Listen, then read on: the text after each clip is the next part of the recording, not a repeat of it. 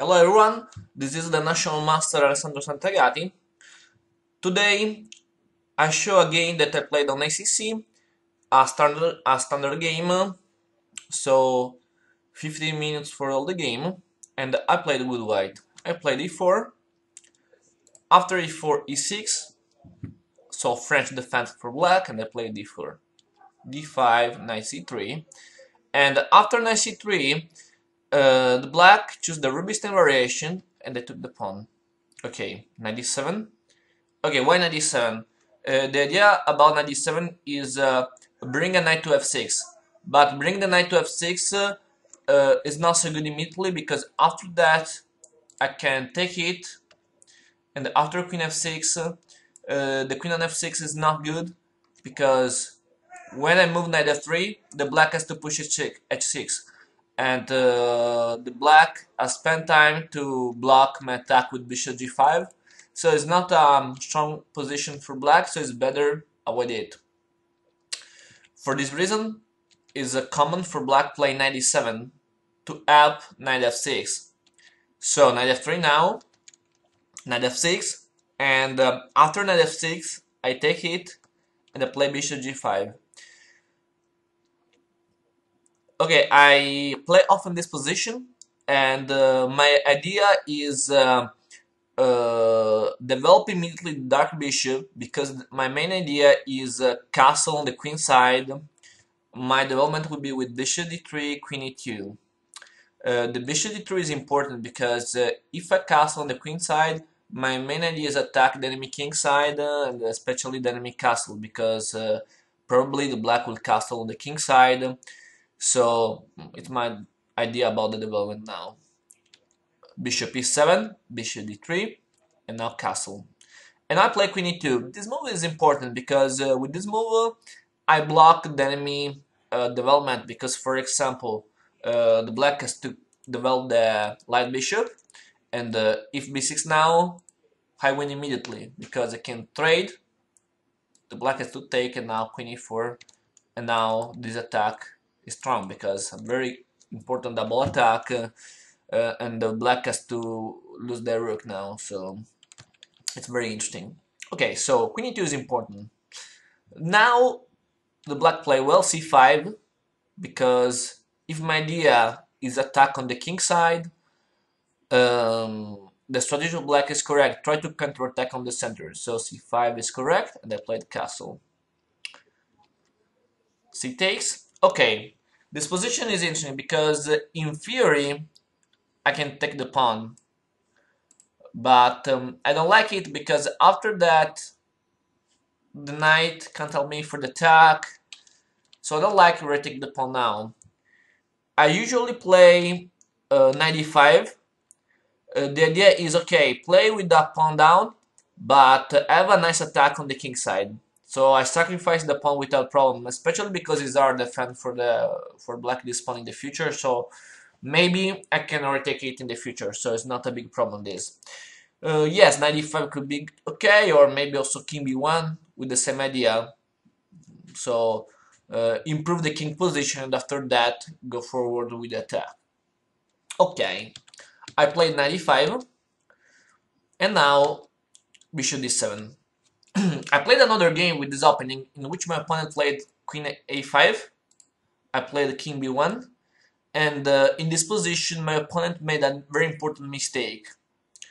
He played the castle. Oh, sorry, rook e8, and after rook e1, he played knight e5. This is a classical mistake in which the white can win immediately because there is bishop takes, and if takes, queen h5, with a winning attack because I can take the pawn, I can take the rook, so it's clear the white will win.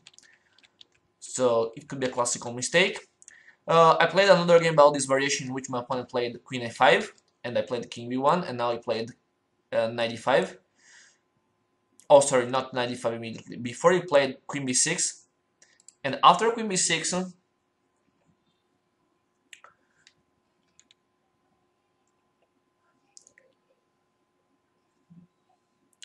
I played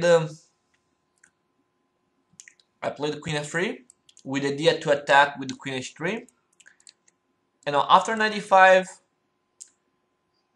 is not a problem because now this move is not so strong, so the white has a nice attack, especially because in the future I can also play king a1 and they can defend the position easily.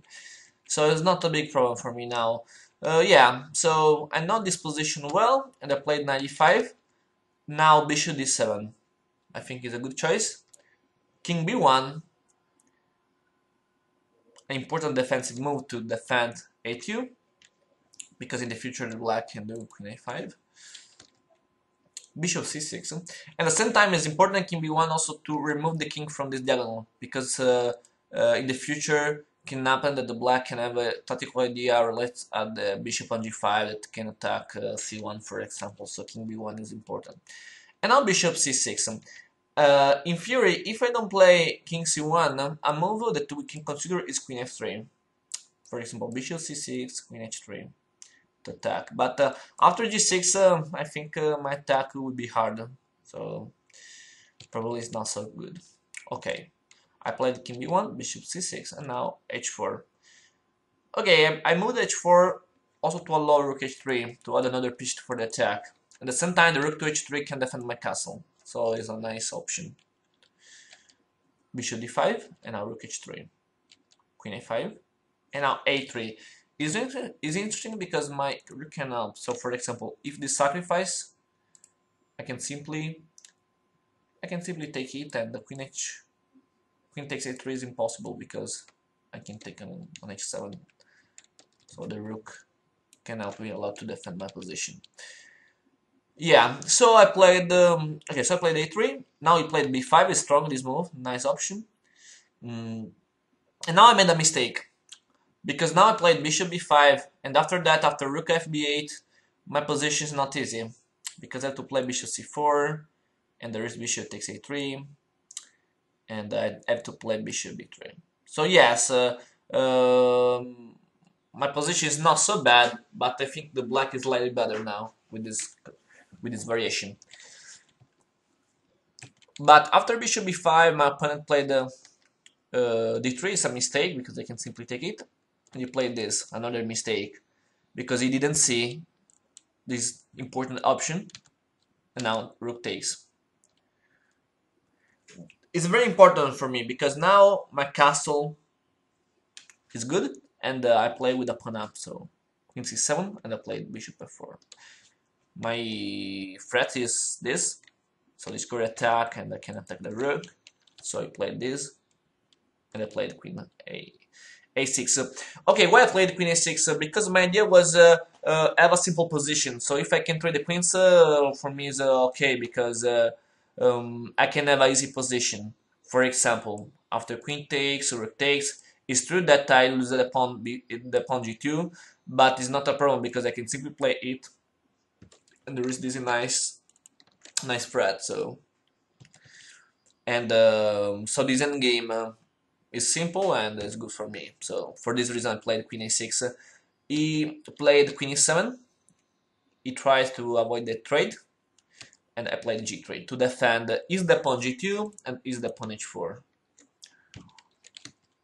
Rook b8, and now this is the final mistake because probably didn't see this attack, and now there is knight c6, very strong. I attack the queen, I attack the rook, so after that I can take the rook, and now I can take the bishop. This move is very important that I take immediately this bishop, because queen takes a3 doesn't work because there is rook d8. Yes, the pawn now is pinned, but it's pinned because the rook is on b8. So I play rook d8. If the black will take, I take the queen, and then game is won for me. He played queen f8. Okay, I can just take the queen. Rook take, knight takes, and now okay, the position is won for me, but I have to play well. To win the game, I need to promote a pawn, so I will win the game with the c and the b pawn. Remove this pawn is very important because after that I will have two puzzle pawns and my position will be very easy to win. So I played queen c7 to take the a pawn, and after that the game will be very easy. So rook a8, the black tries to defend, but I can play this, rook d8, and I take the pawn. Check, king a2, and now the black is attacking only the pawn c2 because the pawn f2 is defended by my queen. So I played simply c4, I push my pawn to win, g6, queen e3, rook c2, and okay, after that I can play king b3 and the rook is lost, so he resigns after that, but also if you play other moves, for example rook d8, my position is very easy because I can push b4 and two pawns are very strong. It's impossible to stop these pawns with the help of the queen, so the position is completely win. Okay, thank you for the attention, see you for the next video.